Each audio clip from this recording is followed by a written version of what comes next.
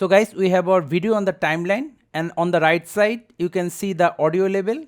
So let's hear the preview.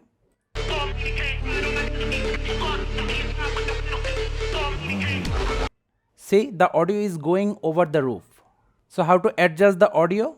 It's really simple. Select the clip, then go to filter, or from up here select the filter.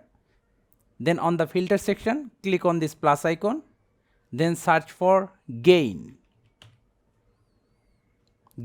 volume. Now to adjust the volume, just move the slider.